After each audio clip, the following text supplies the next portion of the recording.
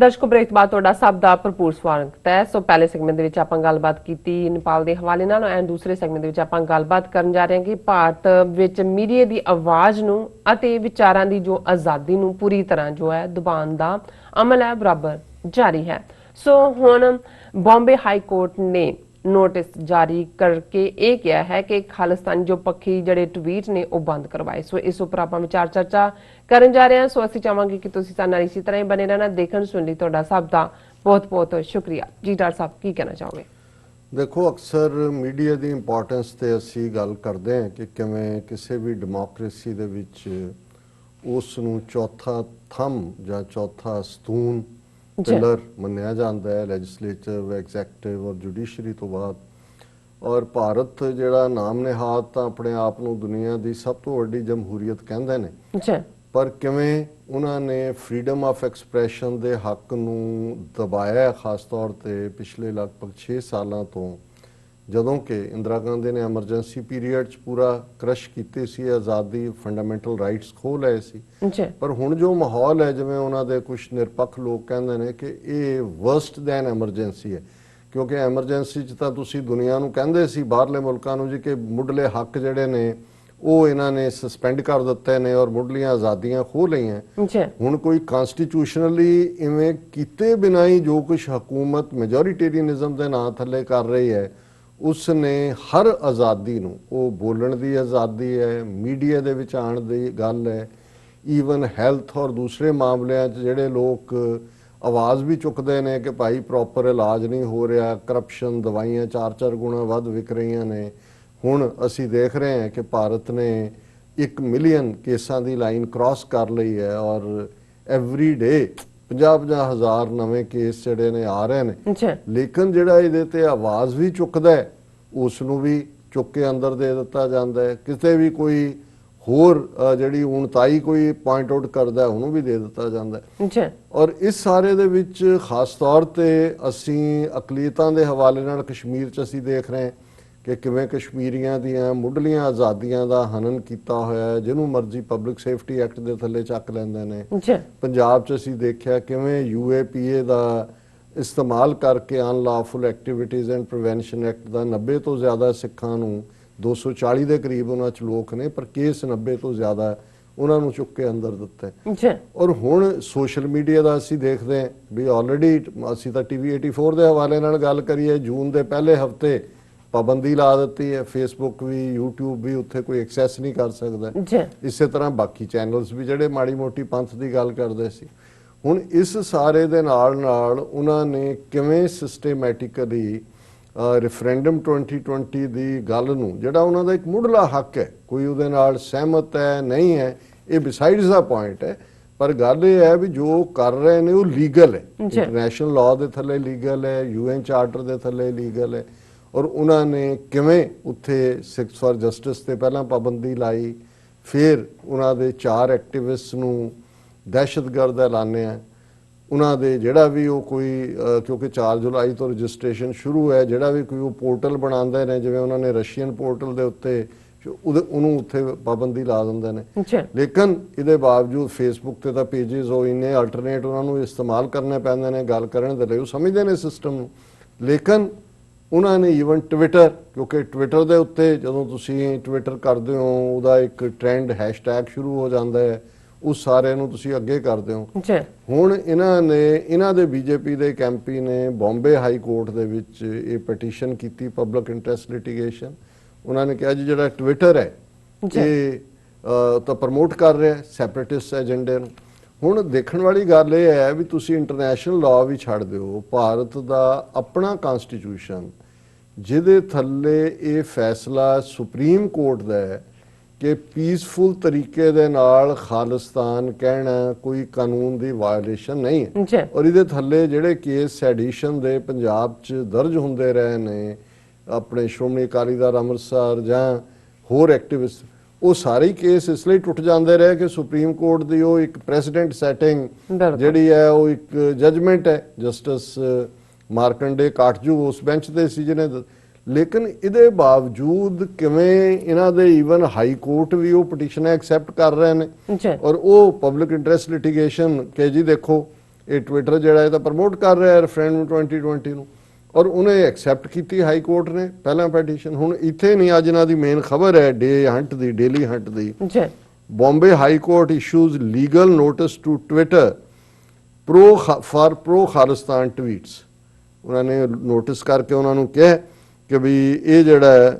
ਤੁਸੀਂ ਇਹਦਾ ਜਵਾਬ ਦਿਓ ਕਿ ਵੀ ਇਹ ਜਿਹੜਾ Bombay high court has issued a legal notice to Twitter India as it failed to submit its reply to a petition which had alleged that the social networking platform was deliberately promoting tweets from pro-Khalistani and secessionist groups। ਉਹਨੇ ਕਿਹਾ ਜੀ ਤੁਹਾਨੂੰ ਅਸੀਂ ਦਿੱਤਾ ਸੀ, ਤੁਸੀਂ ਜਵਾਬ ਨਹੀਂ ਦਿੱਤਾ। ਔਰ ਉਹਨਾਂ ਨੇ ਇਸ ਸਾਰੇ ਦੇ ਉੱਤੇ ਜਿਹੜੇ ਸੈਕਸ਼ਨ ਲਾਏ ਹੋਏ ਨੇ ਉਹ ਕਿੰਨੇ ਹੀ, ਮੈਂ ਉਹ ਕੀ ਰਿਪੀਟ ਕਰਨੇ ਨੇ, ਇਹਨਾਂ ਦੇ ਜਾਲੀ ਜੇ ਕਨਸਟੀਟਿਊਸ਼ਨ ਦੇ ਨੇ। ਔਰ ਉਹਨਾਂ ਨੇ ਕਿਹਾ ਵੀ ਇਨਫੋਰਮੇਸ਼ਨ ਟੈਕਨੋਲੋਜੀ ਐਕਟ 2000 ਦੇ ਥੱਲੇ which defines cyber terrorism ਉਹਦੇ ਵੀ ਨਾਲ ਲਾ ਦਿੱਤੇ ਕਿ ਜੀ ਇਹ ਹੁਣ ਟਵਿੱਟਰ ਤੇ ਖਾਲਿਸਤਾਨ ਪੀਸਫੁਲੀ ਰੈਫਰੈਂਡਮ ਮੰਗਣਾ ਜਿਹੜਾ ਉਹ ਸਾਈਬਰ ਟੈਰਰਿਜ਼ਮ ਹੈ। ਔਰ ਇਹ ਜਿਹੜਾ chief justice of Bombay high court ਉਹਨਾਂ ਨੇ 1 ਜੂਨ 5 ਨੂੰ ਆਰਡਰ ਕੱਢ ਕੇ ਟਵਿੱਟਰ ਨੂੰ ਡਾਇਰੈਕਟ ਕੀਤਾ ਸੀ ਕਿ ਵੀ to file its response within 3 weeks, ਦਾ ਰਿਸਪੌਂਸ ਇਜ਼ ਸਟਿਲ ਪੈਂਡਿੰਗ। ਹੁਣ ਇਹਨਾਂ ਦੇ ਹਾਈ ਕੋਰਟ ਜਿਨ੍ਹਾਂ ਕੋਲ 30 ਸਾਲ ਦਾ ਵਰਕਲੋਡ ਪਿਛਲਾ ਚੱਲ ਰਿਹਾ ਨੇ, ਉਹ ਕੇਸ ਜਿਹੜੇ ਫਾਈਲ ਹੋਇਆ ਮਰਿਆਂ ਨੂੰ ਵੀ ਮਰ ਗਲ ਗਿਆ ਨੂੰ ਵੀ 20-25 ਸਾਲ ਹੋ ਗਏ ਨੇ, ਉਹਨਾਂ ਦੀ ਹੁਣ ਉਹਨਾਂ ਨੂੰ ਫਿਕਰ ਪਿਆ ਹੋਇਆ ਕਿ ਜੇ ਆ ਜਿਹੜੇ ਪੀਸਫੁਲੀ ਵੀ ਖਾਲਿਸਤਾਨ ਕਹਿੰਦੇ ਨੇ ਹਿੰਦੁਸਤਾਨ ਨੂੰ ਤੋੜਨ ਤੇ ਤੋੜ ਦੇਣਗੇ। ਉਹ ਹਾਈ ਕੋਰਟ ਦਾ ਚੀਫ ਜਸਟਿਸ ਮਹਾਰਾਸ਼ਟਰ ਦਾ ਉਹ ਕਹਿ ਰਿਹਾ ਟਵਿੱਟਰ ਵਾਲਿਆਂ ਨੂੰ 3 ਹਫ਼ਤੇ ਦੇ ਵਿੱਚ ਵੀ ਜਵਾਬ ਦਿਓ। ਹੁਣ ਨਹੀਂ ਦਿੱਤਾ ਤੇ ਉਹਨਾਂ ਨੇ ਗਵਰਨਮੈਂਟ ਨੂੰ ਅੱਗੋਂ ਆਰਡਰ ਕਰ ਦਿੱਤਾ ਹੈ ਕਿ ਵੀ ਇਹ ਜਿਹੜਾ ਇਹਨਾਂ ਦੇ ਉੱਤੇ ਇਹ ਸਾਰੇ ਤੇ ਜਿਹੜਾ ਕਾਰਵਾਈ ਕਰੋ। ਔਰ ਇਸ ਸਾਰੇ ਤੇ ਇਹੀ ਇਸ ਸਾਰੇ ਦੇ ਹਵਾਲੇ ਨਾਲ ਹੈ। ਔਰ ਬਾਕੀ ਤਾਂ ਕਿੰਨੇ ਹੀ ਹੋਰ ਪ੍ਰਾਈਵੇਟ ਪੇਜ ਜਿਹੜੇ ਖਾਲਿਸਤਾਨ ਦੀ ਗੱਲ ਕਰਦੇ ਨੇ ਫੇਸਬੁੱਕ ਤੇ ਦੂਸਰੀਆਂ ਥਾਵਾਂ ਤੇ ਉਹਨਾਂ ਨੇ ਜਿਹੜਾ ਉੱਥੇ ਬੈਨ ਕੀਤੇ ਹੋਏ ਨੇ YouTube ਤੇ। ਔਰ ਇਹ ਖਬਰ ਕੱਲੀ ਖਾਲਿਸਤਾਨ ਦੇ ਹਵਾਲੇ ਨਾਲ ਹੀ ਨਹੀਂ ਹੈ, ਜਿਹੜੀ ਇੱਕ ਖਬਰ ਪਿਛਲੇ ਦਿਨਾਂ 'ਚ ਬਹੁਤ ਸਾਰੇ ਮੀਡੀਆ 'ਚ ਵੀ ਡਿਸਕਸ ਹੋਈ, PTI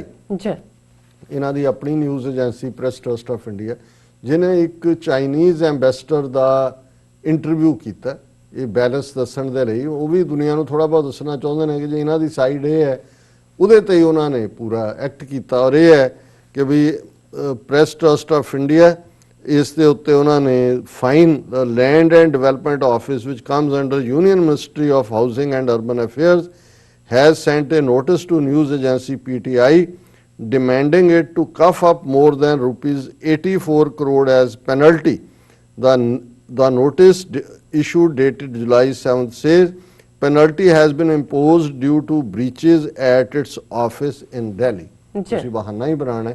84 ਕਰੋੜ ਦਾ ਆਪਣੀ ਨਿਊਜ਼ ਏਜੰਸੀ ਨੂੰ, ਕਿਉਂਕਿ ਉਹਦੇ ਤੋਂ ਇਹ ਖਹਿੜਾ ਛੁਡਾਉਣਾ ਚਾਹੁੰਦੇ ਨੇ ਔਰ ਉਸ ਸਾਰੇ ਦੇ ਉੱਤੇ ਉਹ ਆਪਣਾ ਪੂਰਾ ਅੱਗੋਂ ਕਬਜ਼ਾ ਜਮਾਉਣਾ ਚਾਹੁੰਦੇ ਨੇ। ਔਰ ਥੱਲੇ ਦੀ ਡੀਟੇਲ ਹੈ ਕਿ ਭਾਈ ਉਹ ਜਿਹੜਾ ਇੰਟਰਵਿਊ ਕੀਤਾ ਉਹੀ ਉਹਨਾਂ ਦੀ ਗਲੇ ਦੀ ਹੱਡੀ ਬਣ ਗਏ। ਔਰ ਇਸ ਸਾਰੇ ਦੇ ਨਾਲ ਜਦੋਂ ਅਸੀਂ ਦੇਖਦੇ ਹਾਂ ਵੀ ਇਹਨਾਂ ਨੇ ਜਿਹੜਾ ਪ੍ਰਸਾਰ ਭਾਰਤੀ ਬਣਾਇਆ ਹੋਇਆ ਜਿਹਦੇ ਥੱਲੇ ਸਾਰਾ ਉਹਦੇ ਸਭ ਥਾਵਾਂ ਤੇ RSS ਦੇ ਬੰਦੇ ਫਿੱਟ ਕੀਤੇ ਜਾ ਰਹੇ ਨੇ। RSS influence over government institution grows with new IIMC and Prasar Bharati appointments. ਇਹ ਆਪੋਜੀਸ਼ਨ ਵਾਲੇ ਵੀ ਕਹਿ ਰਹੇ ਨੇ ਔਰ ਦੂਸਰੇ ਵੀ ਕਹਿ ਰਹੇ ਨੇ ਕਿ ਭਾਈ ਇਹਨਾਂ ਨੇ ਇਹ ਪ੍ਰਸਾਰ ਭਾਰਤੀ ਹੋਏ, ਮਿਨਿਸਟਰੀ ਆਫ ਕਲਚਰ ਹੋਏ, Indira Gandhi national centre for arts ਹੋਏ, ਲਲਿਤ ਕਲਾ ਅਕੈਡਮੀ ਹੋਏ, Center for Cultural Resources and Training ਹੋਏ, all have its office bearers those who are with the RSS backgrounds। ਇਹ ਵੀ ਲੰਬੀ ਚੌੜੀ ਖਬਰ ਹੈ ਕਿ ਕਿਵੇਂ ਉਹਨਾਂ ਨੇ ਹਰ ਥਾਂ ਤੇ ਇਹ ਹੈ ਕਲਚਰ ਬਦਲਣਾ, ਜਿਹਨੂੰ ਅਸੀਂ ਤਹਿਜ਼ੀਬ ਬਦਲਣਾ ਕਹਿੰਦੇ ਹਾਂ। ਤਹਿਜ਼ੀਬ ਕੱਲਾ ਹਿਸਟਰੀ ਰਾਈਟਿੰਗ ਨਹੀਂ ਹੁੰਦੀ, ਹਿਸਟਰੀ ਬੋਰਡ ਤਾਂ ਇਹਨਾਂ ਨੇ ਬਣਾਏ ਹੋਏ ਨੇ ਜਿਨ੍ਹਾਂ ਨੂੰ ਇਹ ਇਸਤੇਮਾਲ ਕਰ ਰਹੇ ਨੇ। ਔਰ ਕਿਵੇਂ ਇਹਨਾਂ ਨੇ ਪਲੈਨਡ ਤਰੀਕੇ ਦੇ ਨਾਲ ਮਾਈਨੋਰਿਟੀਜ਼ ਦੀ, ਹੁਣ ਤਾਂ ਇਹ ਵੀ ਸਾਹਮਣੇ ਆਇਆ ਹੈ ਔਰ ਇਹ ਕੋਈ ਮੇਰਾ ਕਹਿਣਾ ਨਹੀਂ ਹੈ, ਈਵਨ ਜਿਹੜਾ ਦਿੱਲੀ ਮਾਈਨੋਰਿਟੀ ਕਮਿਸ਼ਨ ਹੈ ਜਿਹਦੀ ਅੱਜ ਰਿਪੋਰਟ ਡਿਸਕਸ ਹੋ ਰਹੀ ਹੈ, ਜਿਹਦੇ ਤੇ ਹੈਡਲਾਈਨ ਹੈ Delhi riots were planned and targeted, there was deliberate inaction by police। ਕਿ ਵੀ ਜੋ ਕੁਛ ਅਸੀਂ ਤਾਂ ਨਵੰਬਰ 84 ਦੀ ਗੱਲ ਕਰਦੇ ਕਿ ਸਿੱਖ ਪੋਗਰਾਮਸ ਕਿਵੇਂ ਪਲੈਨਡ ਸੀ, ਪਰ ਆ ਜਿਹੜਾ CA ਔਰ ਦਿੱਲੀ ਦੇ ਵਿੱਚ BJP ਦੀ ਡਿਫੀਟ ਤੋਂ ਬਾਅਦ ਇਹਨਾਂ ਨੇ ਪਿਛਲੇ ਸਾਲ 2019 ਦੇ ਵਿੱਚ ਜੋ ਕਤਲੋਗਾਰਦ ਦਿੱਲੀ ਦੇ ਵਿੱਚ ਕੀਤਾ ਔਰ ਹੁਣ ਇਹ ਵੀ ਸਾਹਮਣੇ ਆਇਆ ਇਸ ਰਿਪੋਰਟ 'ਚ ਕਿ ਕੱਲਾ ਮੁਸਲਮਾਨਾਂ ਨੂੰ ਹੀ ਟਾਰਗੇਟ ਨਹੀਂ ਕੀਤਾ ਗਿਆ, ਦਲਿਤਾਂ ਨੂੰ ਵੀ ਕੀਤਾ ਗਿਆ, ਕਿਉਂਕਿ ਬ੍ਰਾਹਮਣਵਾਦ ਦੇ ਏਜੰਡੇ 'ਚ ਜੇ ਨੰਬਰ ਵਾਈਜ਼ ਮੁਸਲਮਾਨ ਵੀ ਬਿਗ ਨੰਬਰ ਹੈ 200 ਮਿਲੀਅਨ, ਲੇਕਿਨ ਦਲਿਤ ਫੈਕਟਰ ਨੂੰ ਇਹ ਸਮਝਦੇ ਨੇ ਜੇ ਕੱਲ ਨੂੰ ਦਲਿਤ ਮੁਸਲਮਾਨ ਸਿੱਖ ਜਿਵੇਂ ਅਸੀਂ ਕਿਹਾ ਵੀ ਸਾਨੂੰ ਸ਼ਾਇਦ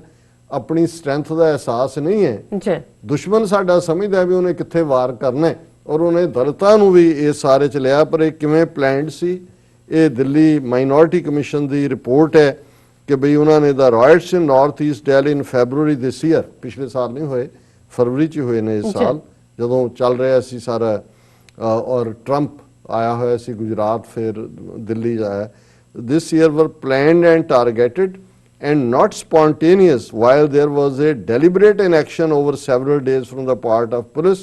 which also abetted the attacks, a fact-finding team appointed by Delhi Minority Commission has said. ਹੁਣ ਇਹ ਤਾਂ ਵੀਡੀਓ ਸਾਹਮਣੇ ਨੇ ਕਿ ਜਿਨ੍ਹਾਂ ਮੁਸਲਮਾਨਾਂ ਨੂੰ ਮਾਰਿਆ ਗਿਆ, ਲਿੰਚ ਕੀਤਾ ਗਿਆ, ਮਾਰਨ ਤੋਂ ਪਹਿਲਾਂ ਉਹਨਾਂ ਤੋਂ ਜੈ ਸ਼੍ਰੀ ਰਾਮ ਦੇ ਨਾਅਰੇ ਲਵਾਏ ਗਏ। ਦੇਖੋ ਇਹ ਵੀ ਹੈ ਕਿ ਦਿੱਲੀ ਦੇ ਜਿਹੜੇ ਸਕੂਲਾਂ 'ਚ ਬੱਸਾਂ ਯੂਪੀ ਤੋਂ ਲਿਆ ਕੇ ਇੱਕ ਰਾਤ ਪਹਿਲਾਂ ਦੇ ਰੱਖੇ ਹੋਏ ਸੀ, ਕਿਵੇਂ ਟਾਰਗੇਟ ਉਹੀ ਨਵੰਬਰ 84 'ਚ ਕਿਵੇਂ ਸਿੱਖਾਂ ਦੇ ਘਰ ਲੱਭ ਕੇ ਕਿਵੇਂ ਇਹਨਾਂ ਨੇ ਮਸਜਿਦ ਦੇ ਉੱਤੇ ਆਪਣਾ ਭਗਵਾ ਝੰਡਾ ਲਾਇਆ, ਔਰ ਕਿਵੇਂ ਇਹਨਾਂ ਨੇ, ਇਹ ਤਾਂ ਸਿੱਖ ਖਲੋ ਗਏ ਕਿਉਂਕਿ ਕੁਛ ਆਬਾਦੀਆਂ ਨਾਲ ਸੀ, ਸੇਫ ਵੀ ਕੀਤਾ ਮੁਸਲਮਾਨਾਂ ਨੂੰ, ਔਰ ਕਿਸੇ ਹੱਦ ਤੱਕ ਜਿਹੜੇ ਕੁਛ ਹੋਰ ਵੀ ਇਨਸਾਨੀ ਹੱਕਾਂ ਨੂੰ ਪਿਆਰ ਕਰਨ ਵਾਲੇ ਲੋਕ ਸੀ ਉਹਨਾਂ ਨੇ ਆਵਾਜ਼ ਚੁੱਕੀ, ਸੋਸ਼ਲ ਮੀਡੀਆ ਤੇ ਵੀ ਰੌਲਾ ਪਿਆ, ਔਰ ਕੁਛ ਥਾਵਾਂ ਤੇ ਉਹਨਾਂ ਨੇ ਫਿਰ ਮੁਕਾਬਲਾ ਵੀ ਕੀਤਾ ਕਿਉਂਕਿ ਉਹਨਾਂ ਦੇ ਸਾਹਮਣੇ ਵੀ ਜਿਹੜੇ ਮੁਸਲਮਾਨਾਂ ਸਾਹਮਣੇ ਨਵੰਬਰ 84 ਦਾ ਸਬਕ ਸੀ ਕਿ ਜਿੱਥੇ ਸਿੱਖ ਖੜੇ ਸੀ ਉੱਥੇ ਜਦੋਂ ਭੀੜ ਇਹਨਾਂ ਦੇ ਜਿਹੜੇ ਲੁਟੇਰਿਆਂ ਦੀ ਭੀੜ ਇਕੱਠੀ ਕਰਕੇ ਲਿਆਂਦੀ ਹੁੰਦੀ ਹੈ, ਇਹ ਕੋਈ ਜਨੂਨੀ ਤਾਂ ਨਹੀਂ ਹੁੰਦਾ ਕਿ ਵੀ ਉਹਨਾਂ ਨੇ ਕੋਈ ਕਾਜ਼ ਲਈ ਲੜ ਰਹੇ ਨੇ, ਕਿਸੇ ਮਜ਼ਹਬ ਲਈ ਲੜ ਰਹੇ ਨੇ। ਇਹ ਤਾਂ ਫਿਰ ਜੇ 2 ਗੋਲੀਆਂ ਚੱਲ ਪੈਣ ਔਰ 2 ਡਿੱਗ ਪੈਣ ਤੇ ਫਿਰ ਉਵੇਂ ਹੀ ਧੋਤੀਆਂ ਛੱਡ ਕੇ ਦੌੜ ਜਾਂਦੇ ਨੇ, ਔਰ ਇੱਥੇ ਵੀ ਇਵੇਂ ਹੀ ਹੋਇਆ। ਉਹਨਾਂ ਨੇ ਕਿਹਾ ਕਿ ਵੀ it also said violence started immediately after BJP leader Kapil Mishra, in which he openly called for forcefully removing the anti-CA protesters at Zafrabad, but the police failed to take the first action against him. और इस सारे 55 लोग मारे गए सी north east Delhi फरवरी 23 तो 26 तक, और उहदे च उन्होंने कहा कि despite the open display of weapons and firearms, sufficient actions were not taken by the district administration or police to protect life and property. लंबी चौड़ी रिपोर्ट है, लेकिन इन्हां रिपोर्टां नूं भी असीं पढ़ के अक गए हैं क्योंकि जे नवंबर 84 की गल करिए उस तो बाद, क्योंकि नवंबर 84 च भी सिस्टमैटिक किलिंग पुलिस की इनएक्शन वाली गल ही नहीं, वो रात भीड़ां दे नाल रली हुई, और 84 च जो कांग्रेस ने सिखां नाल कीता राजीव गांधी की कमांड थले बीजेपी ने दे टुके लीव फ्रॉम दैट बुक, और 2002 च उन्होंने मोदी और अमित शाह इन्हां कातलों की जोड़ी ने गुजरात दे विच मुसलमानां दे नाल कीता ना। नवंबर 84 दे कातल सजा याफ्ता होए करने किने सी जदों मुनसफी वो आपने जेड़े बुच्चड़ ने ते किने किदी वकालत करनी है ते किने किनू इंसाफ देने, और ये पैटर्न फिर 2002 तो बाद तक खुल खेड हो गई। फिर असी देखते हैं कि उड़ीसा के कंधमाल जिले च ईसाइयों के नाल की होया, किवें गैंगरेप होए, और जो कुछ 5 अगस्त 2019 कश्मीर वादी च इन्होंने किया असी नैक्सट सैगमेंट दे विच डिस्कस करांगे कि किवें उत्थे वो बराबर डबल लॉकडाउन, पहला तो वैसे ही हुण अगले महीने साल हो जाने, और नाल दी नाल कोविड-19 के हवाले नाल, लेकिन इस सब के बावजूद अमरनाथ यात्रा ਦੀ ਆਗਿਆ ਦੇ ਦਿੱਤੀ ਹੈ ਕਿ ਹਿੰਦੂ ਜਾ ਸਕਦੇ ਨੇ ਉੱਥੇ, ਨਾ ਕੋਈ ਮਸਜਿਦ 'ਚ ਇਕੱਠ ਹੋ ਸਕਦਾ ਹੈ, ਨਾ ਲੋਕਾਂ ਦੀਆਂ ਮੁੱਢਲੀਆਂ ਆਜ਼ਾਦੀਆਂ ਨੇ, ਨਾ ਇੰਟਰਨੈਟ ਬਹਾਲ ਹੈ, ਔਰ ਇਹਨਾਂ ਰਿਪੋਰਟਾਂ ਦਾ ਕੋਈ ਬਹੁਤਾ ਮਤਲਬ ਨਹੀਂ ਹੈ। ਪਰ ਠੀਕ ਹੈ, ਬਾਹਰਲੇ ਵੀ ਜਿਹੜਾ ਆਪਣਾ ਕੰਮ ਕਰਦੇ ਨੇ, US ਸਰਫ ਹੈ ਜਾਂ ਸਟੇਟ ਡਿਪਾਰਟਮੈਂਟ ਜਾਂ ਉਹਨਾਂ ਨੂੰ ਦੱਸਣ ਲਈ ਸਾਡੇ ਕੋਲ ਕੁਛ ਹੁੰਦਾ ਹੈ ਕਿ ਆਹ ਦੇਖ ਲਓ ਜੀ ਕੀ ਹੋ ਰਿਹਾ। ਇਨ ਦਾ ਐਂਡ ਆਫ ਦਾ ਡੇ ਕਹਿਣਾ ਤਾਂ ਮੁੜ ਕੇ ਟਰੰਪ ਨੇ ਇਹੀ ਹੈ, my friend Modi he is a very good man. ਅੱਜ ਵੀ ਉਹਨੇ ਕਿਹਾ, ਇੱਕ ਕੱਲ ਉਹਦੀ ਸਟੇਟਮੈਂਟ ਸੀ ਕਿ whatever I can do, I want to do for Indian people and Chinese people. They are good people. ਉਹਨਾਂ ਨੇ ਉਹੀ ਕਿਹਾ ਕਿ ਬੰਤਾ ਸਿੰਘ ਜੀ ਗੱਲ ਤੁਹਾਡੀ ਬਿਲਕੁਲ ਠੀਕ ਹੈ, ਪਰ ਸੰਤਾ ਸਿੰਘ ਜੀ ਗਲਤ ਤੁਸੀਂ ਵੀ ਨਹੀਂ।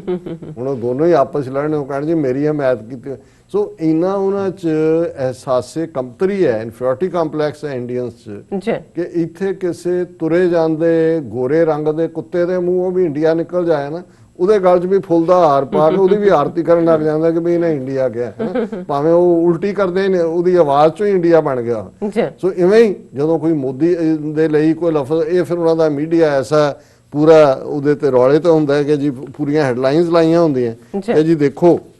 ਅੱਜ ਟਰੰਪ ਨੇ